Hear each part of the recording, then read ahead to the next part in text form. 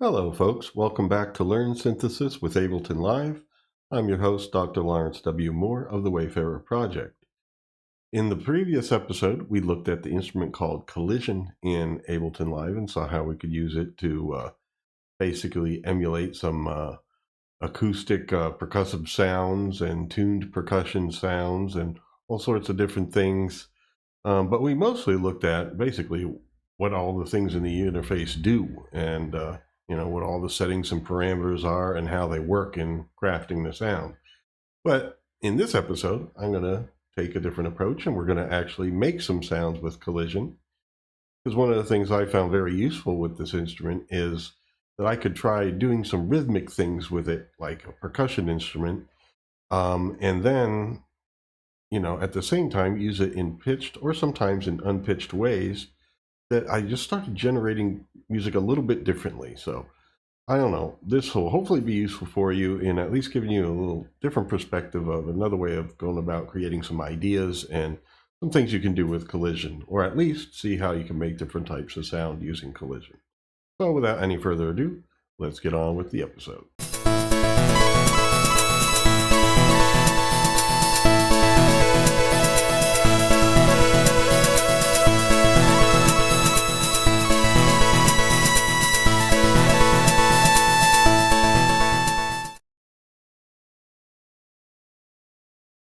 Okay, so here we are. I actually made something before starting this recording, so I think I'll play it just a little bit just to give you an idea. All three of these tracks are using Collision and a different sound. I basically made a different sound for each track.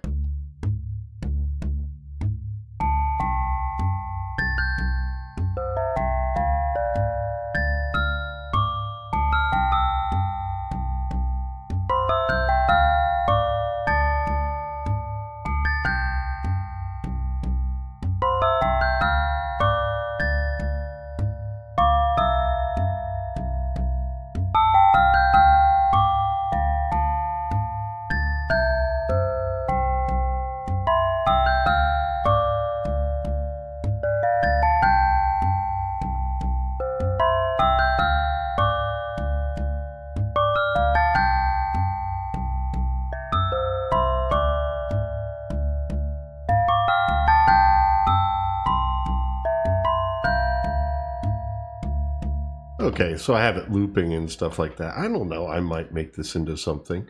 But I think the best way to kind of learn more about making sounds with Collision is I have a few sound types in mind, and basically we'll just start from scratch. So I'm basically making a new session here, a new live set, and under Instruments we select Collision.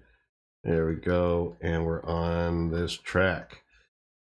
So now Collision starts off with the resonator being a beam, or resonator 1 and 2, but 1 is the only one that's on to start. And I'm actually going to try and do something similar that I did in what you just heard, in making kind of like almost like a log drum. I don't know if that's the right word for it, but a tube is what we'll start with. And now that we have that tube, our striking mechanisms here, we have our mallet,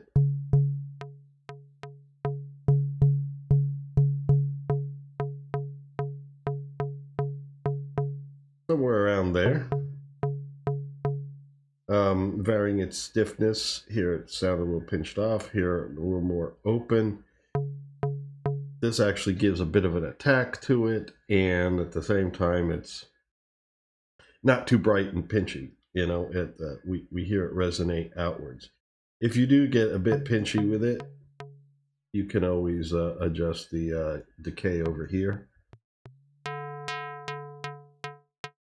But the decay will be the sound that you kind of created, basically saying this is the stiffness of the mallet hitting the tube, and so it will kind of resonate that. I like to have a little bit more of a hollow resonance on it to begin with here, for this sound at least.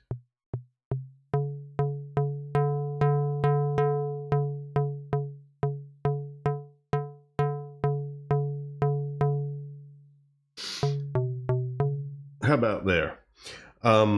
Be careful with the decay, because sometimes you may make it long and stuff, and you're really starting to make something like reverb. And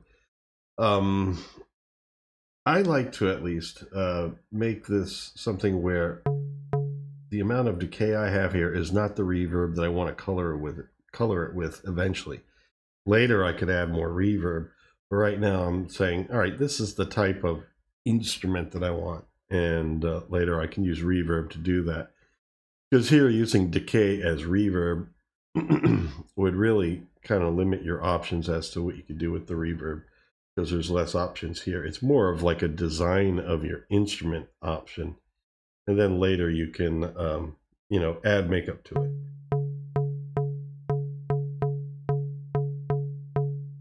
Don't have enough noise going on here to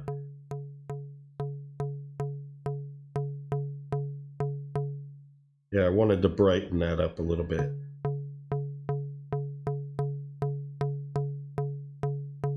So keep the color right about there. It's bright without sounding chippy. All right, well, bright enough. I wanted a certain amount of brightness, not too much. Okay, so we got that going on. Here, I'm not gonna add noise to this one,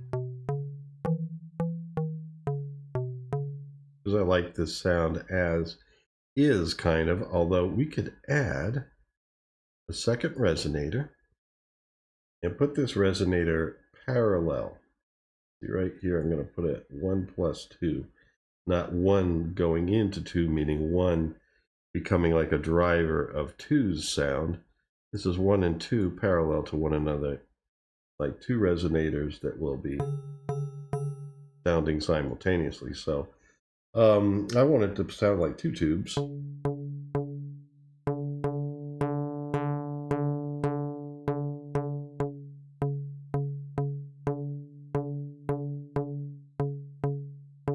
I need to differentiate them a bit.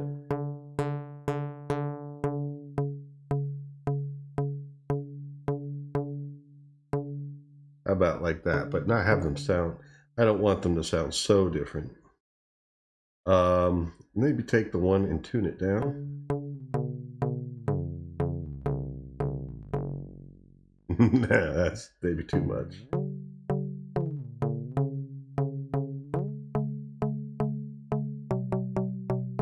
Or tune it up, in which case the first one's down and is acting more like a fundamental, which makes more sense.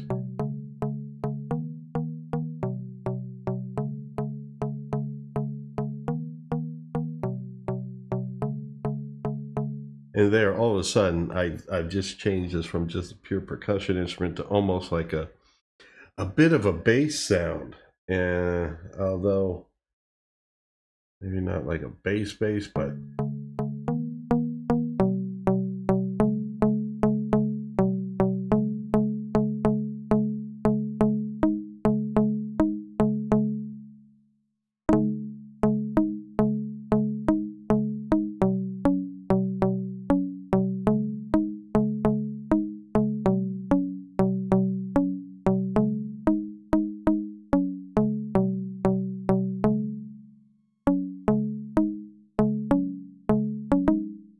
so it's no longer a log drum, but more like 2 tubes being hit, and they're both detuned from one another.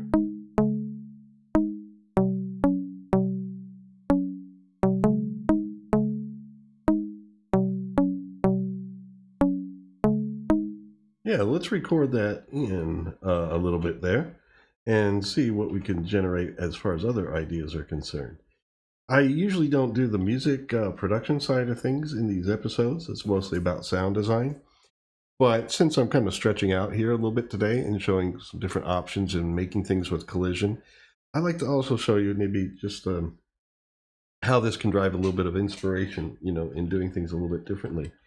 And that's certainly what has happened to me in using collision in Ableton. So let's try recording a little bit. Oh, I have my shortcut right there. Okay, so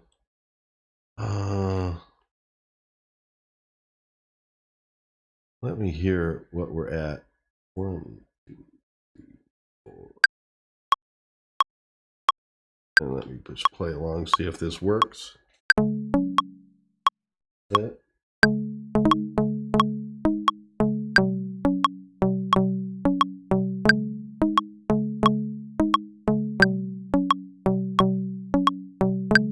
All right, let's do that. That ought to give us a little something to work with. All right, so I'm going to record now. I think I have a 2-bar count in.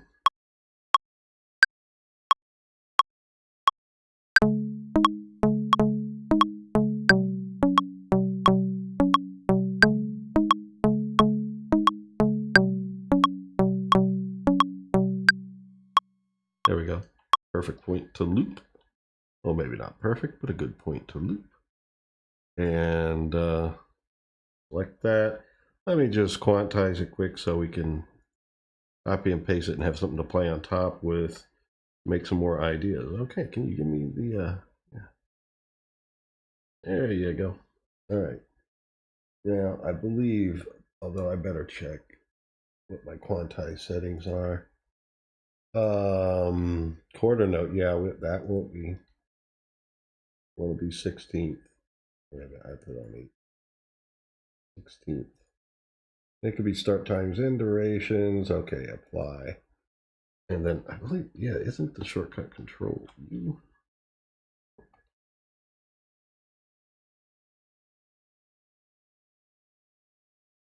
Oh, looks like it, but whatever. Oh, okay, I probably did it. That's right. It doesn't show you anything when it actually quantizes.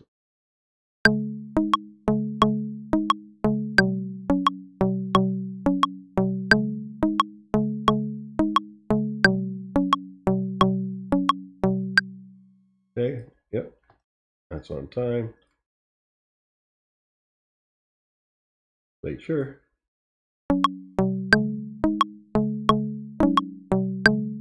What the heck? Yeah, I tapped something there.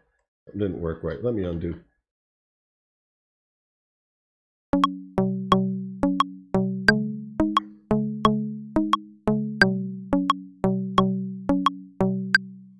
There we go.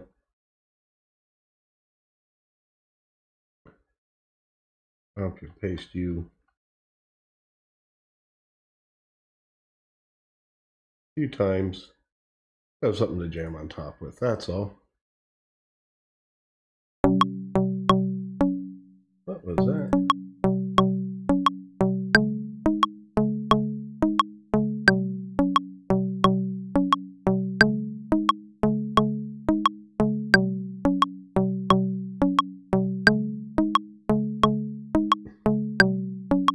And we're going to loop this just so we have something to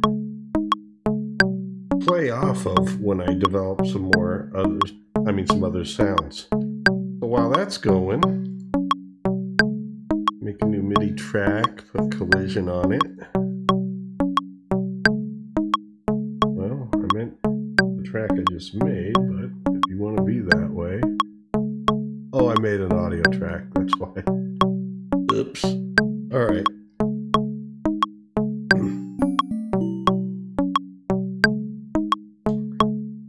I'll turn off the click during playback. Now, let me try a stringy sound. How about that? Let's go to the string. Hitting the string. That's the pitch that we are working with, so our instrument there is kind of a little off pitch. You know what? How about we scrape this string? I'm going to turn off the mallet, turn on the noise.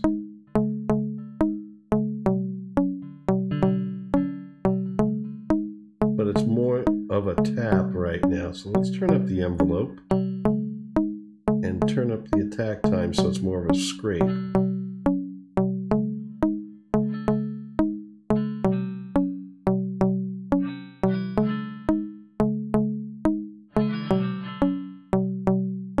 Alright, let's see if we can work with the frequency of the noise.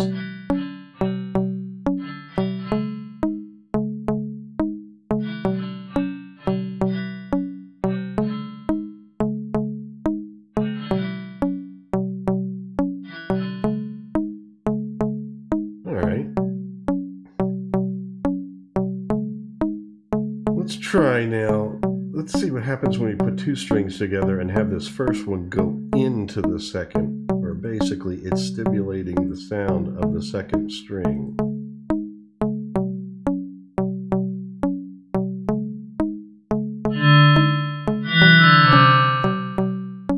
Definitely getting more presence now, but I might want to drop this down a bit.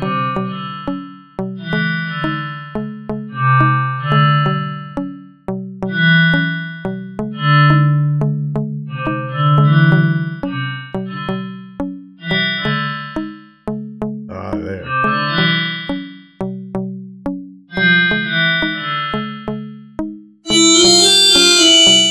Yeah, try it in different ranges and stuff, and you'll see sometimes what works in one range does not work in another.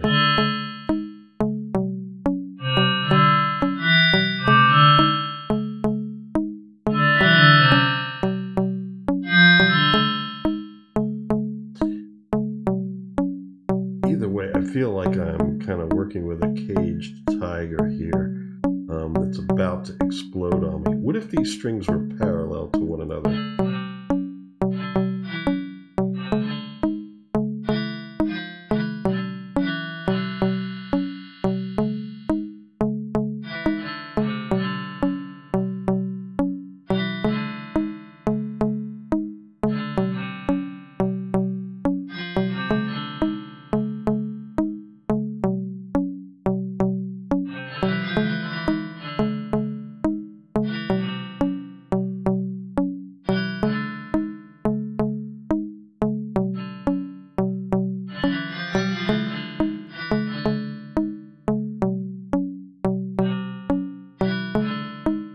All right. Okay, let's put that in, and we'll go for some other things afterwards. Yeah. Come on, buddy. Come on. Come. There you go. All right.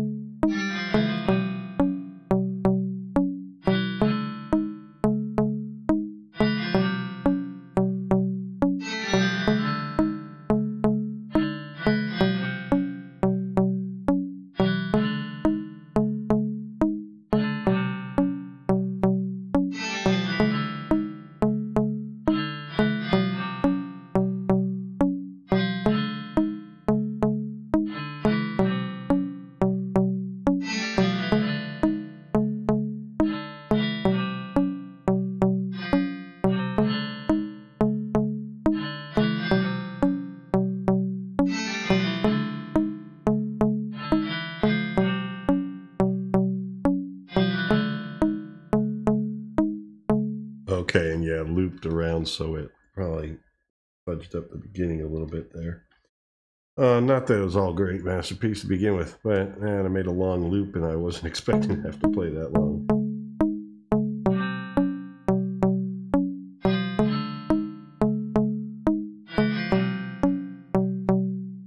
Yeah, that first note, because it was on the loop. Fix it real quick. That first note right there.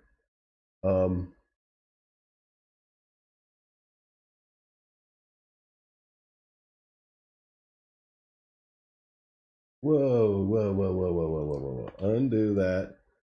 Undo that. Okay. Oh, yeah. Well, we have the... Oh, for crying out loud. I'm just going to delete this thing here. And let's record it again. It's the quickest thing. Not the whole thing, just this.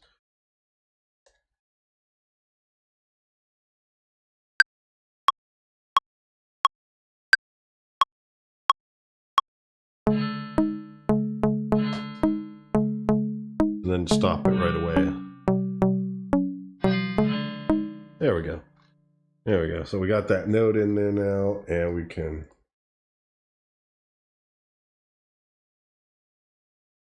piece together. Let's merge the clips or bounce the clips. There we go. Get on it. There we go.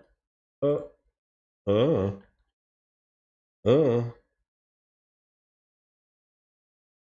Sorry about this, folks. I work in plenty of different DAWs, and coming back to Ableton every now and then, it throws me off. Oh yeah, that was delete. Consolidate. That's right. That's the word here, not bounce to clips. Okay. There we go.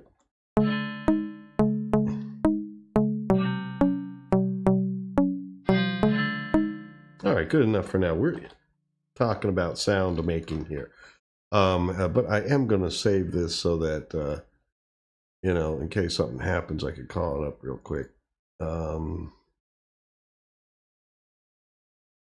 Nope. And we'll call this episode 8 part 2.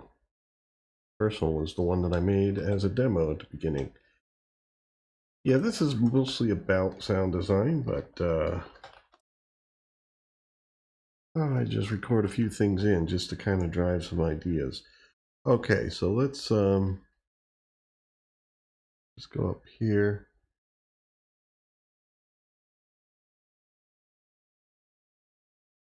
Let's insert a MIDI track. There we go. Now we got another one. I'm gonna hit my shortcuts to play though. What the hell? Hold on. All right, what happened there? Oh, I think I have 2 collisions.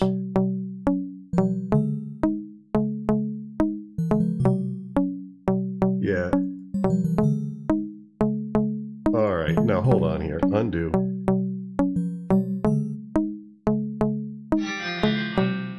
All right, now we're back to normal. All right, good. And insert a MIDI track. Yeah, and then double click collision so it goes into that track and I don't get 2. All right, so let's do one more sound here. How about, you don't have to do pitched sound in collision, although we've done that so far. Let's do a plate, like basically a surface. Oh, that's pipe. Excuse me. And so we'll get rid of the mallet and turn on noise. And here we're going to turn up the scraping time. And we'll have it scrape into full sustain level, so that way it's a fade in, but then no drop off. I can sustain it and hold it like here.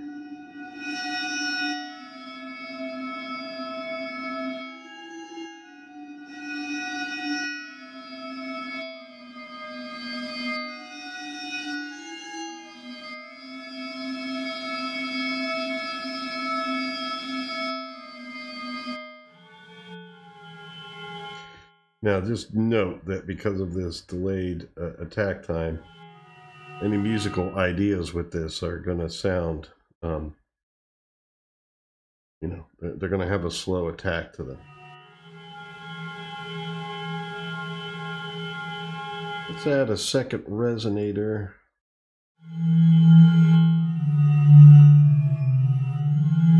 So now that plate is resonating into a beam. How about we have it resonate within pipe?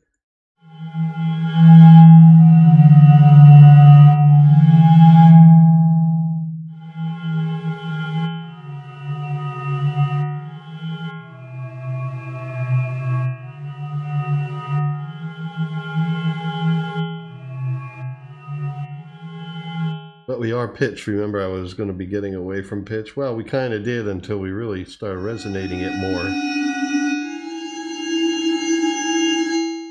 I'd like to try this out and see what happens here.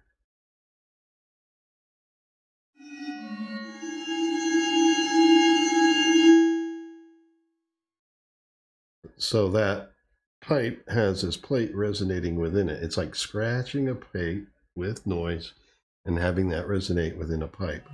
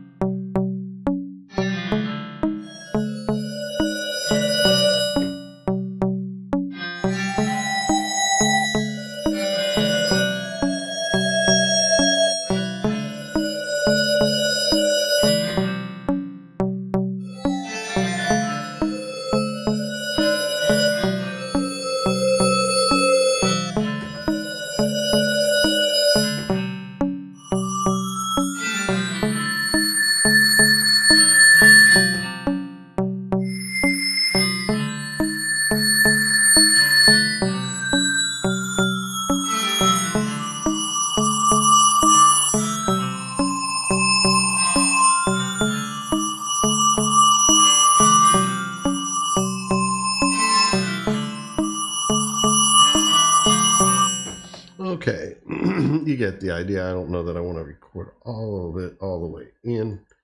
Well, maybe halfway and then paste it or something.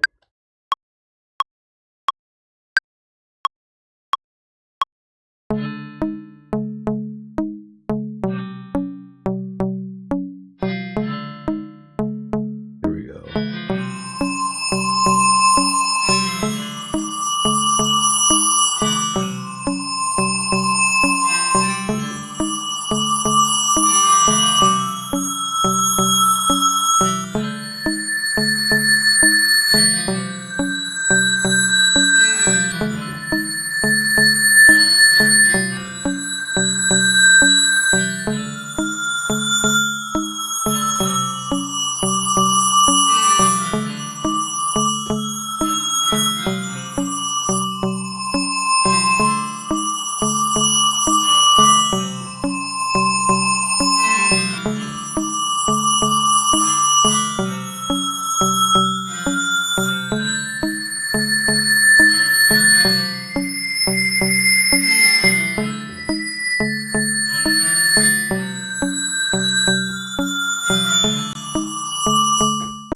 Oh, and then the loop around. I gotta stop doing that.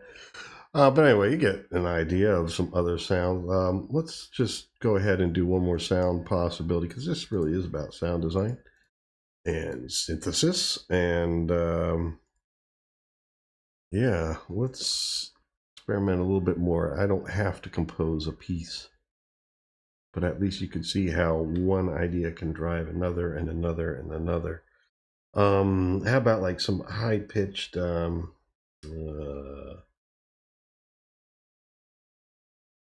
no, it doesn't have to be high-pitched. How about membrane? This would be like skin over a drum. Now it sounds like it's over some sort of metallic drum. It's default settings, but that can be worked with. Let's see. Yeah, I think I'll have it be struck. There we go. That stiffness, and that makes it sound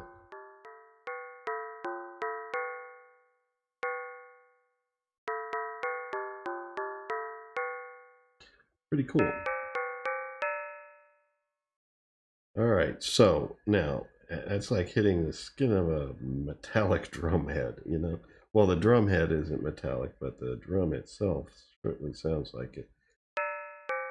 Or ceramic or something. And a little.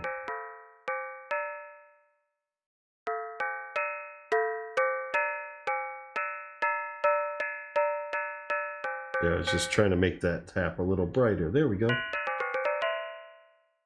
All right, and let's actually have these in parallel. Do another membrane in parallel. Oh, actually, before I add that, one thing I want to try. Take this membrane. Membranes and plates can have a ratio adjustment. Just kind of like the placement on the head. And if you leave it in the middle, you can also turn up this random here.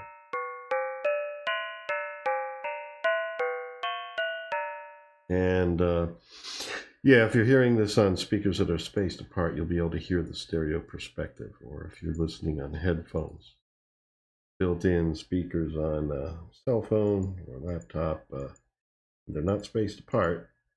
You're not going to hear much positioning there. All right, I'm trying to turn you on. Thank you. Oh, yeah. Let's put them in parallel. So it's like two membranes side by side being hit.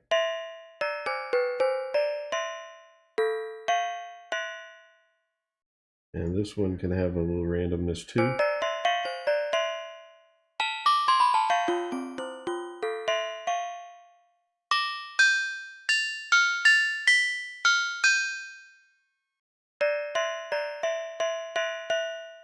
All right, so there are so many beautiful sounds that you can make with collision. And the thing is, when you, oh boy, what did I just do? I don't know where my mouse is, and I don't know what I clicked on. But I did turn this instrument off, it looks like. All right. I'm trying to hit tab. There we go. Well, let's just play along with this a little bit. I don't have to record it. Just finish things off.